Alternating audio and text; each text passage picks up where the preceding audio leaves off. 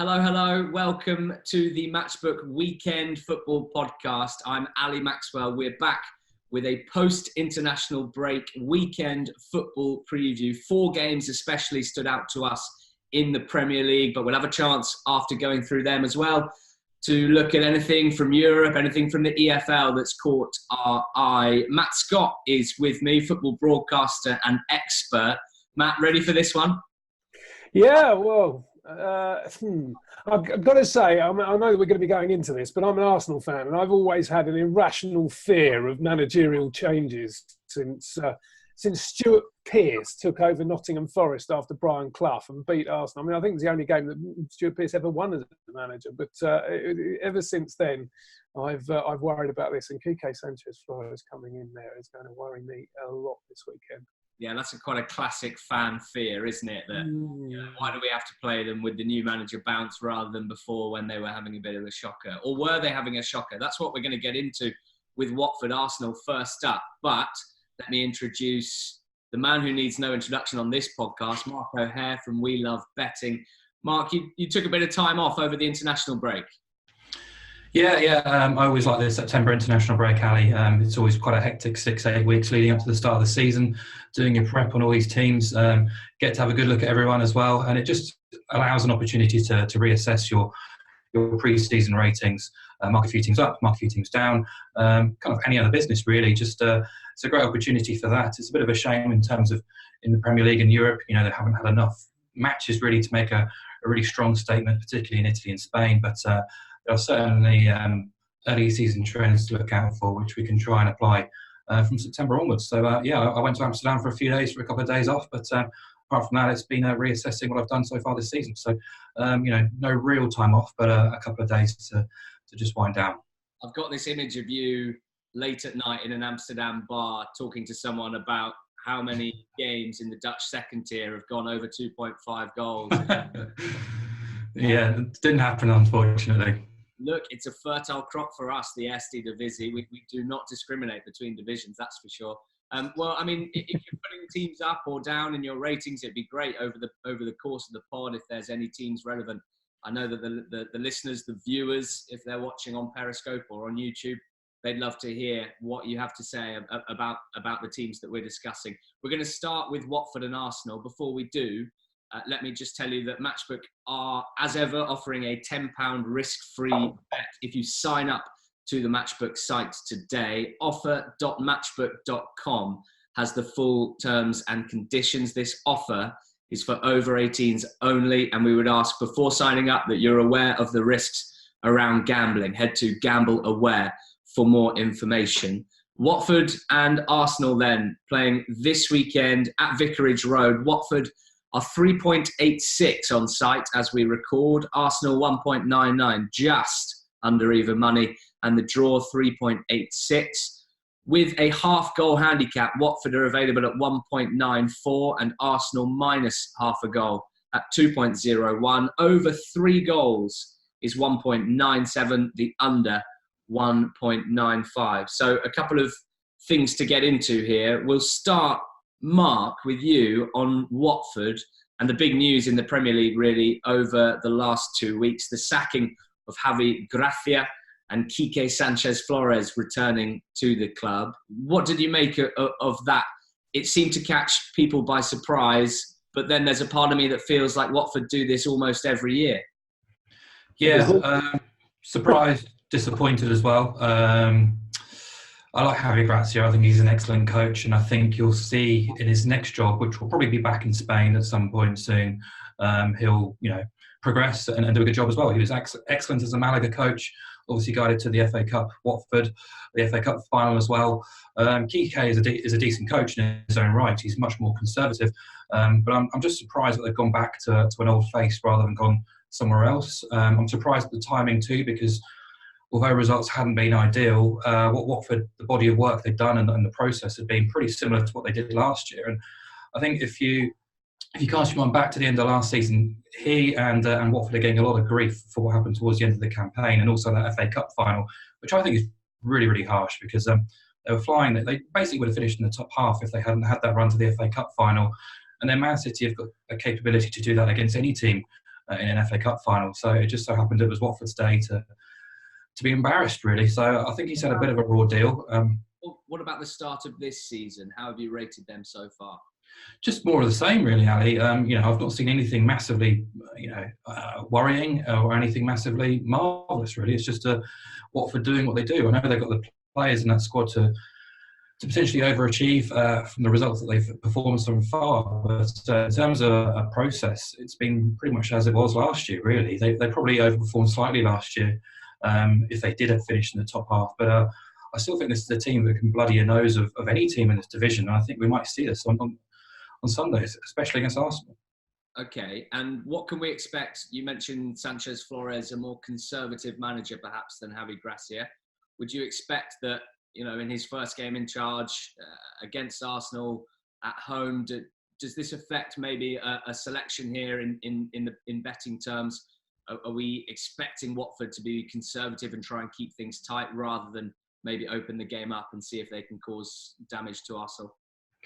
No, I think if he's sensible about his approach, he should be looking to try and win this match and take a front foot approach. It might not go against his better judgment, but I think if you're going to beat this Arsenal team, I wouldn't say you go toe to toe with them, but you need to attack them because that's where the vulnerabilities are. I certainly have no desire to get with Arsenal at odds-on quotes here.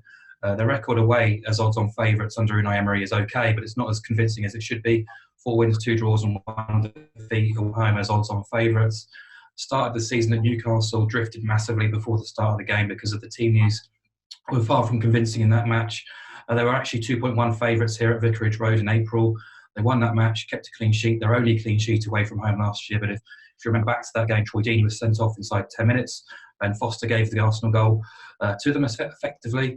And that was almost the beginning of the end for Javi Gracia. But they were the better team in that game for 80 minutes despite playing with 10 men. So I have my reservations about this Arsenal team too. I still think David Luiz is a sensible and good buy despite his early errors. They've obviously gone all out attacking in their approach to the transfer market, and which is quite interesting. But there's obviously a subplot to this match too, where there's a bit of beef between the two teams, going back to Troy Deeney's comments after beating Arsenal at Vicarage Road a couple of years ago. He's unlikely to be involved, which is a bit of a shame, really. But for me, I wouldn't be able to touch an Arsenal at odds on. My much favourite would be to get with the goals, which again could be going against kind of Kike's approach here. He might well batten down the hatches and try and play for a point, but just from what we've seen over the past sort of 12, 18 months, Watford do tend to give it a go against these bigger teams. Over 2.5 goals is banked in 10 of the last 12 at home to big 6 teams, 9 of which saw both teams score. And just go back to Arsenal, it's that defensive weakness which has been their issue for so long now, not just under Unai Emery as well. Just that 1 clean sheet away from home last year. Their average XG against last year was 1.5 per game. It's already at 1.8 per game this season. But they do score goals away to teams outside the big 6. They scored, or at least the bottom half, they scored at least twice in 8 of 10 last year. So, and as well, their games away, if you exclude the big 6 away from home, 71% went over 2.5 goals. So I think if you're looking to back Arsenal, I'd much prefer to get with the goals. We can't see them keeping their clean sheet. Matt, you're an Arsenal fan. You're also one of the great football minds, which is why we've got you on the podcast. What has Mark rather said about Arsenal, about Watford that you agree with? What's he said that potentially you don't agree with? I think it's an interesting point about Javi Gracia. I think he's an excellent coach. I do. But I'm not entirely convinced he's done the same things this year. Last year, it was very much that 4-2-2-2. I think the formation's changed a bit. He tried to make it a bit more robust defensively in the midfield. It didn't really work for him towards the end of his last couple of games. I think a lot of it hinges on the presence or absence of Troy Deeney. He's such a whirlwind of a player, particularly in a game against Arsenal. So, he's been injured over the course of the past month or so. They've tried to bring in Andre Gray, who isn't his equal in terms of presence or finishing. And I think that's where Watford have mostly fallen down. I don't know if you recall from pre-season, I did think that this was a Watford side that looked a little bit under strength. I was very much I was bearish on them. I thought that they would have a poor start to the season. They were the team I said I think we should look to back against. And so much relies, so much of what they do going forward is reliant on Gerard Deulofeu. And he's not had a great season. He's had no goals, he's had no assists, he's had 1 key pass. a passing success rate of 74%.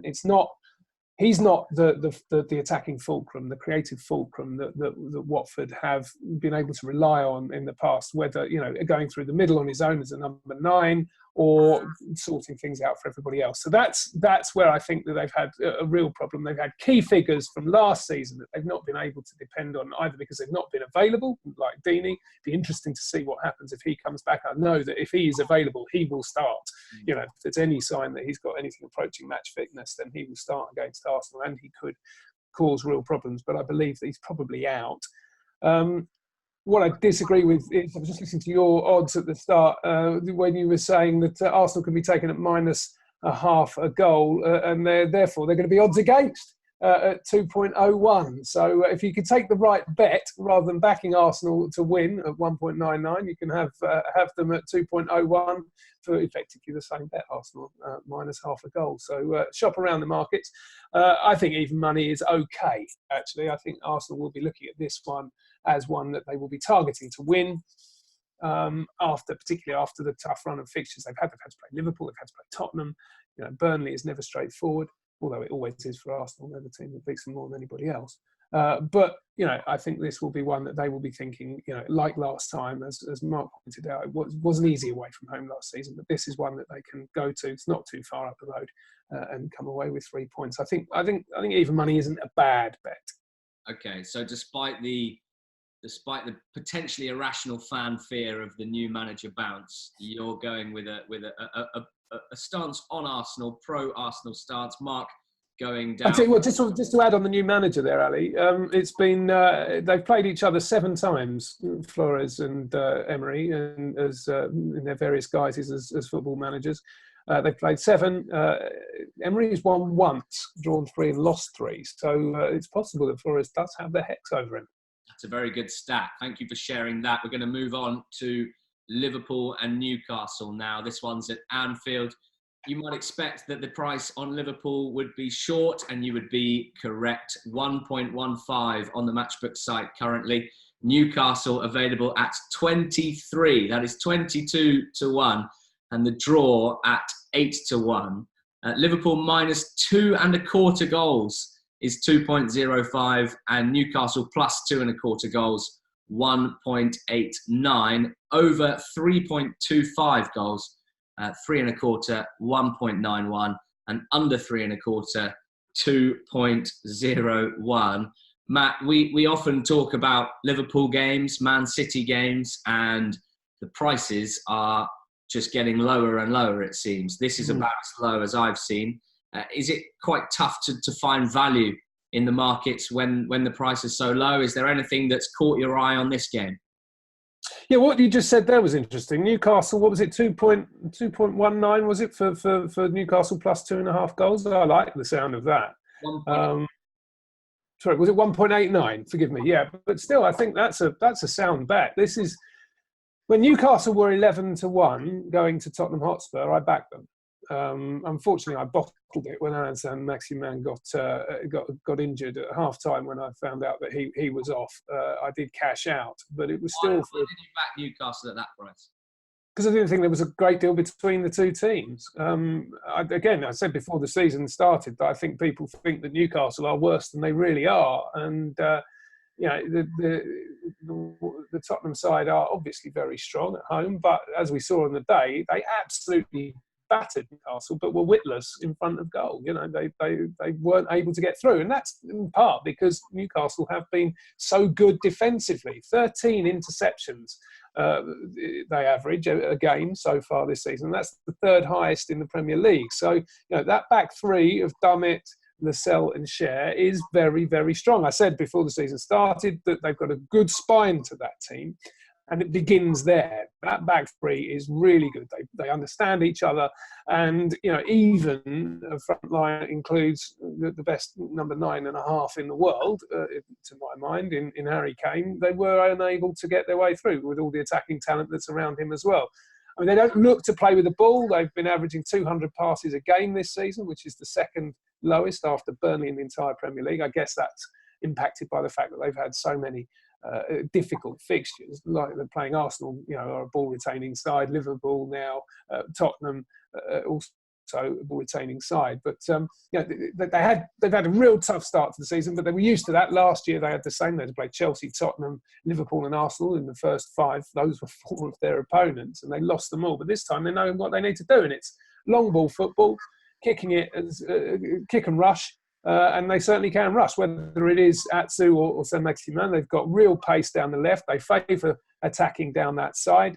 I think we saw when playing for England that Trent Alexander-Arnold isn't the best fullback in the world defensively. Going forward, he's outstanding. But I think there could be some real problems down that left flank with Saint-Maximin and Atsu. They will be supplying them as quickly as they can, Newcastle. So there will be an opportunity for Newcastle to counter-attack, but I do think that given the quality that they have at Liverpool, I'm trying to make a case for Newcastle here. I think even at 7-1 on, I think that Liverpool are a fair price at that value. You know, it's been 40 odd games since they've lost at home. This is not the best team in the world. They will try and stymie them. They will try and play in exactly the way that Mark was saying Watford don't play. They will sit back, but I think in the same way as England were able to unpick Bulgaria in the international break against a team with similar, tactic, with a similar attacking array of talent, they have probably even better at Liverpool than England do. I just don't see Newcastle surviving it. Mark, what are your thoughts on this game and on Liverpool? I know it's been only a very small sample size so far, but when you went through your ratings, Liverpool and Manchester City is kind of the big story in the Premier League. Liverpool 4 from 4 this season. Do they look any stronger to you, any weaker, or more or less more of the same? Well, there were signs earlier on in the season when I thought maybe there were a couple of chinks in the armoury. That defence, I think we all picked up on it, especially against Norwich on the opening day and the resulting matches. But in that national break at Burnley, where we probably expected Burnley to really give them a bit of a fright, I thought Liverpool were really, really impressive, not just going forward, but particularly defensively.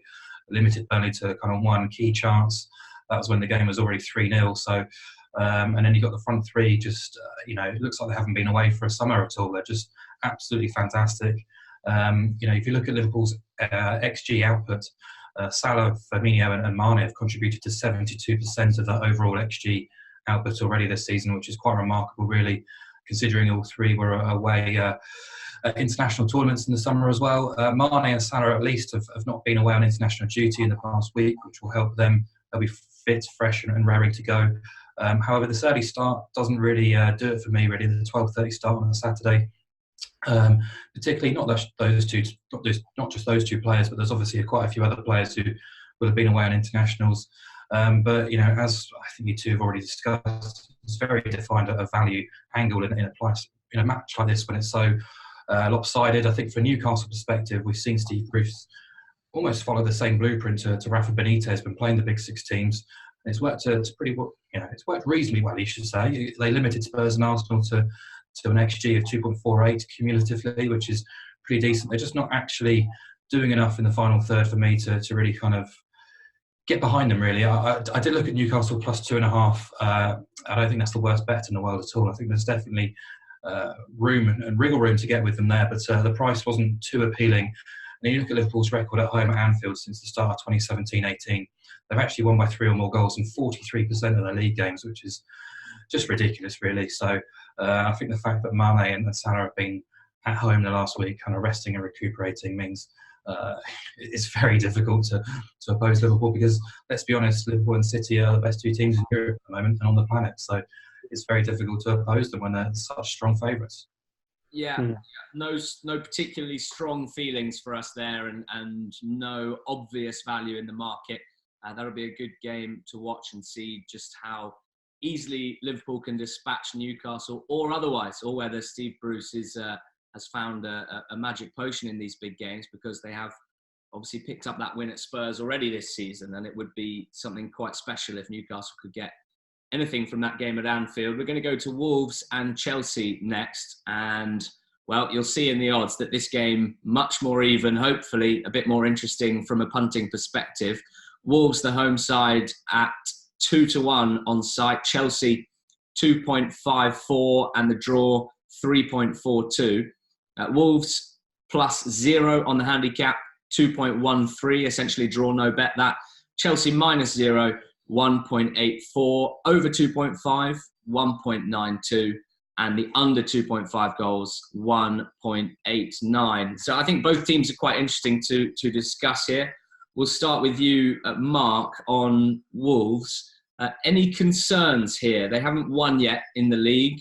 We will always mention the Europa League and how that affects teams and Thursday travel and whatnot. But, aside from that, are there any concerns at the way they've started? I guess that this might be quite a good game for them. They've shown good ability against big teams since they returned to the Premier League. Yeah, absolutely. I think this is a really good opportunity for Wolves to make a statement, get that first win on the board as well, and kind of get a bit of a feel-good factor back around the club. I know they're back in the Europa League, which is fantastic for fans of the club. But they've already played 6 games more than Chelsea at this stage of the season. I think that extra match practice could actually be key in sort of this kind of game. As long as the internationals haven't been overexerted, they shouldn't really have. But we talked about at the start of the podcast about teams, particularly in the Premier League and across Europe, who haven't had a huge amount of body of work just so far. But Wolves certainly have. I thought they were unlucky to lose at Everton last time out. A much more entertaining game than we expected. A couple of defensive errors, but certainly going forward, they caused a few problems. Ollie will be banned for this, which is a bit of a blow. And Sykes, I think, is a doubt too. Doherty's, I think he's 50-50 at the moment. And if he does miss out, it means Adama Traore potentially a right wing back, which is as many positives as it potentially has negatives too.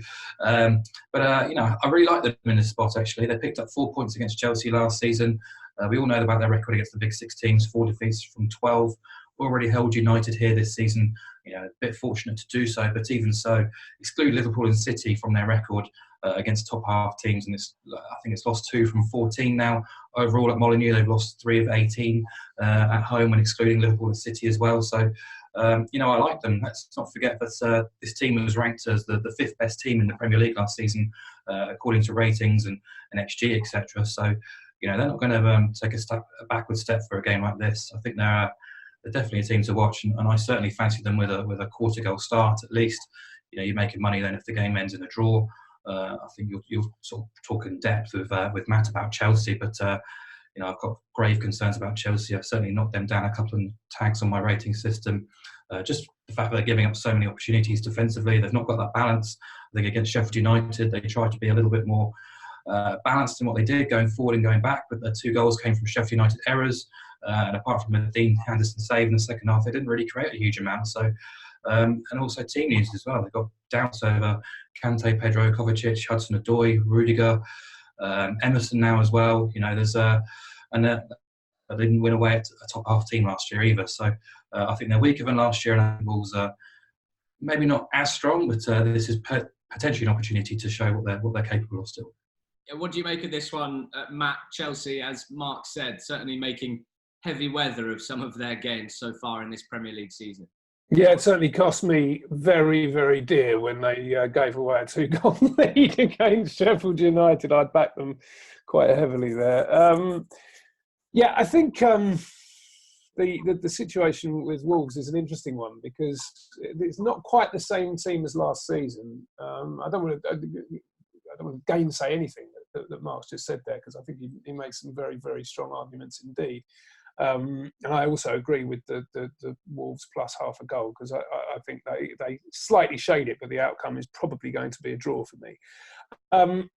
I think that they relied a lot on the partnership between Diogo Jota and Jimenez last season, and it was outstanding. But Jota has been a shadow of the player he was last year, whether or not he's tired, whether after the exertions that the squad has had over the course of this Europa League epic, this odyssey that they've been on already this season, which obviously cost Burnley very dear at the start of last year, as Burnley fans will remember. All those trips to Scotland were very hard work.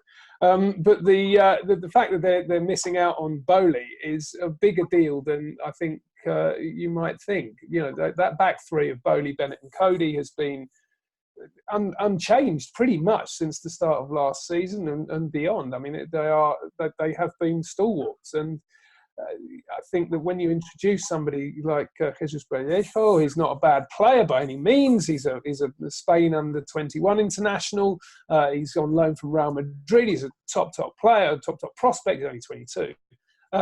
But then, it's that lack of familiarity that will be introduced. Necessarily, it's not going to be the same unit that it was before. And I think what's very interesting is that against the back three, against Sheffield United, they did play 5 through balls, and that is a stunningly high number of through balls to be playing between 3 defenders. And if they manage to get the knack of doing that, if there is any unfamiliarity, lack of communication between those 3 at the weekend, then I can see Tammy Abraham running onto a lot. If he's got Willian in there, then there's the opportunity for them to use pace, get in behind, and find their way to the net. So I don't think it's quite as straightforward as you may think.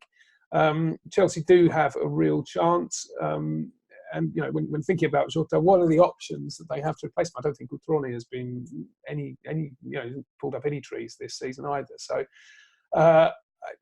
I would probably say it's likely to be a draw, and that's trading at just over 2-1, I think, on Matchbook. So that's not a bad bet either. There you go. Fairly similar ideas on that one, with Mark favouring Wolves with a quarter of a goal and with Matt favouring the draw. Manchester United and Leicester City is the last Premier League game to preview. This one's at Old Trafford. United available at 1.89, Leicester 4.65, the draw 3.84. United minus 0.75 on the handicap, 2.11, and Leicester plus 0.75, 1.85. Over 2 3/4 goals is available at 2.1, and under 2 3/4 goals at 1.83. Since beating Chelsea, United have drawn to Wolves, lost to Palace, drawn to Southampton. Mark, is there value in the Manchester United price at odds on 1.89 on site at the moment? No, not for me. I think, I don't like going back to last season and including it in this year as well, but it is only 3 wins in 16 for Man United across all competitions now. Solskjaer is becoming under pressure, quite rightly, because of those results. He said after that draw against Southampton that his team just needs some scrappy goals, any kind of goals really. They really should have won that game. He's been pointing the blame at poor finishing and kind of careless final third passes. He's aware that his team need a bit of a clinical edge, which they've been lacking. And I think, criticism has been a little bit overboard on United this season because the process has been reasonably strong. It's just quite interesting because the variance has obviously come back to bite, because during the early part of his reign, United were getting the results when they weren't necessarily performing. This season, I think they performed reasonably well, especially against Palace and Southampton, and just not got the results that their performances have deserved. So I do expect them to come good at some point. But, if you look at XG in particular as a standalone, United have been the second best team in the division, which sounds crazy, really. They've been a better team in all 4 of their fixtures. They've only won 1 match, and they're also sort of they're not giving away a huge amount of chances either. I think they've got the second best XG against figure so far, but they're actually only generating an average of sort of 1.27 goals if you strip out the penalties. They've had 3 penalties in 4 fixtures so far. But I do think they're vulnerable for this match. I think Leicester are going to be very tough, a very difficult proposition. A long-term record against teams outside of the bottom 6 in the Premier League is poor. 4 wins, 6 draws, and 17 defeats. Conceded at least 2 goals in 18 of those games.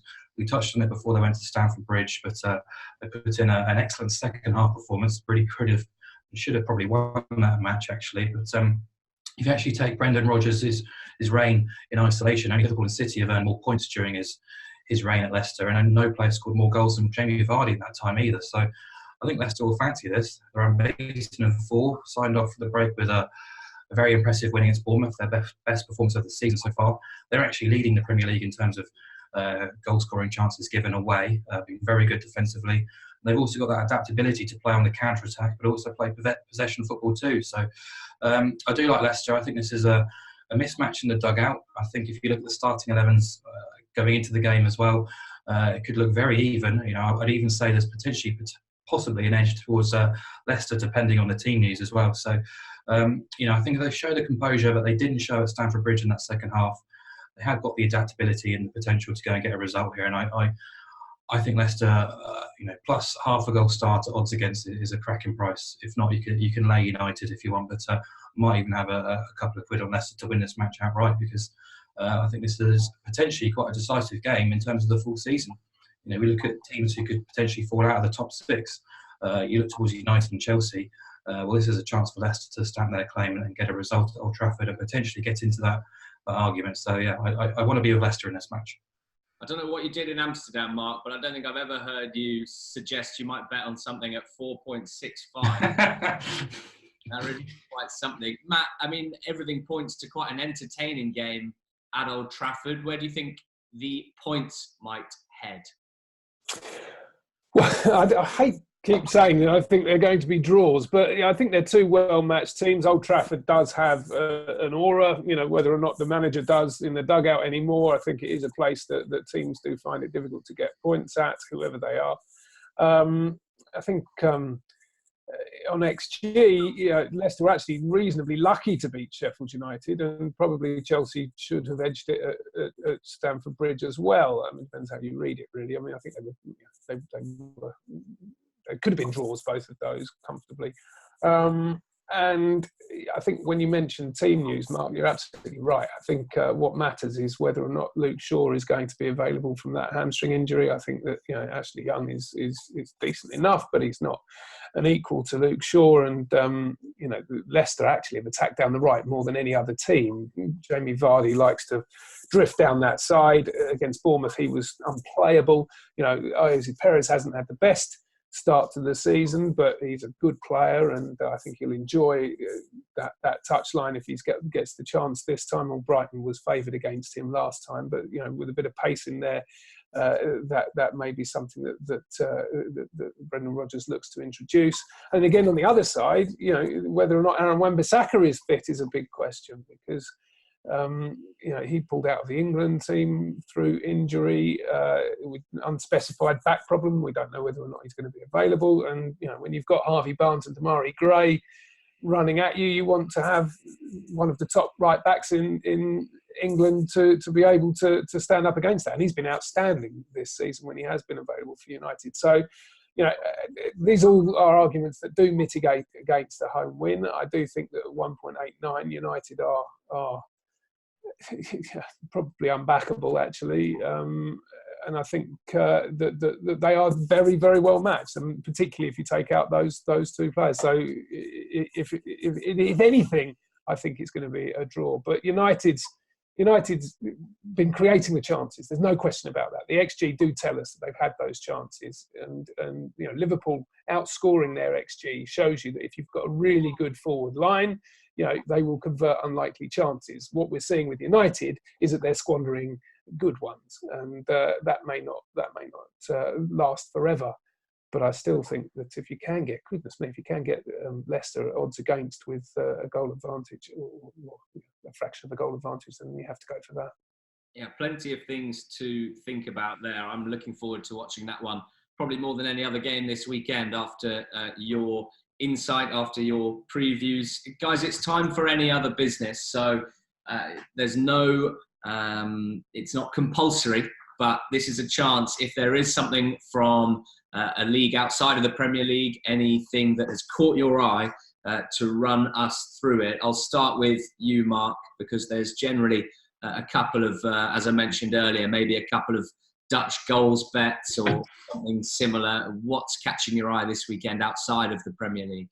There's a few. I'll kind of brush over two of them. I think RB Leipzig to avoid defeat at home to Bayern in the big Bundesliga game on Saturday evening is something to look at. Bayern are odds on away to win that game, which is quite disrespectful to a Leipzig team who I think have got genuine claims to be a title challenger this year. In China on Sunday morning, Shanghai Shenhua play Tianjin. There should be plenty of goals in that game, over 2 3/4 goals. It's too big, around 1.75. But my main play really is in Italy. Sunday morning, Genoa play Atalanta, over 2 3/4 goals. They're just shy of 1.8. Now we've blown the stereotype of boring Serie A and a lack of goals in Italy for numerous times over the past 12 months. But this is a really exciting game for me. Two coaches who are almost veterans, but always adapting, always trying to find a new way of playing, favour an exciting front foot style as well. Genoa's coach Aurelio Adelli took Empoli down last year, but that's harsh really to sort of judge him on that. He improved his individual players tenfold, implemented a really fun attacking style. And then Gianpiero Gasperini at Atalanta, he's always creating headlines for his unique systems and offensive approach. If you look at the two teams already this season, there have been 4 games between them. Genoa drew 3-3 at Roma, beat Fiorentina 2-1 at the Marassi. Atalanta came from behind to beat Spal 3-2, and then lost 3-2 at home to Torino before the break. Set-piece defending particularly troublesome for them. But I just think if you look at Empoli's games under Andrea Zoli, over 2.5 goals, at least banking 70% of the time. Atalanta under Gasperini, always around 65% or above, really. When the two coaches met last year in Empoli, it ended 3-2. So I'm hoping for something similar this weekend. Atalanta have the Champions League to focus on for the first time next week. But so there might be a couple of changes to their team, but I certainly think both teams' ability is in the final third. So hoping for a good game. Matt Scott, any other business? Yeah, I completely endorse what Mark said about the big game in Germany. Leipzig have head and shoulders the best goalkeeper in Gulaschi. He is absolutely outstanding and very capable of keeping a clean sheet at home, to the might of Bayern Munich, who haven't been, tearing up trees like they used to over the course of the last 18 months, really. I think looking at Spain, Atleti have really caught my eye. They went 2 goals down last weekend against Eibar at home, and showed great grit and resilience in that game. So they're away to Real Sociedad. Their odds against to win. I think that might be one to have a little look at as well. Atletico Madrid showing grit and resilience. I've heard it all now. Well, scoring 3 goals. That is something that's pretty extraordinary for them. Everybody would look at that as a routine 1-0 win. Eibar is one of the struggling sides. So the fact that they found themselves, Oblak actually picking the ball out the net twice in a single game, that's unheard of. So the fact that they were able to get back into that was obviously, still finding their feet without Griezmann, who's obviously at Barcelona this season, and Barcelona have had a real troubled start without Messi. I think Atleti are the team to look at in that division at the moment, and Sociedad have their work cut out. So odds against, I think, is a real good bet. Okay, now we're at the end of the show, and all that's left is for me to ask you guys, out of everything we've discussed, 4 Premier League games and a few others across the world, what your number one best bet is this weekend. And Matt, we will begin with your selection. I'm not sure I heard it right, but I think you said it was with 2.5 goals in their favour. Newcastle were 1.89. That's a potential 90% return. I don't think that's a bad bet at all. I don't see. There have been times when Liverpool haven't run away with it. We saw that against Southampton. That 2-1 win was a bit scrappy, a bit scratchy. I appreciate that there is a good rest in the legs of Mane and Salah after this international break, but I still think that Newcastle have a bit about them defensively, and 2-goal start. I think that's a decent one. And Mark, best value bet for you this weekend? Biggest punt? Yeah, it'll be Italy Sunday morning. Genoa against Atalanta. Goals all the way. I think over 2 and 3 goals. So over 2 3/4 goals, around the 1.8 mark. It's a cracking bet. Perfect. Well, thank you both so much for joining us on the Weekend Football Podcast, brought to you by Matchbook. We've got another coming this time next week, so we'll be able to look back at some of the selections from this week and preview another weekend of football. Thanks for joining us. Make sure you follow at Team Matchbook on all the social media platforms, and we'll speak again next week.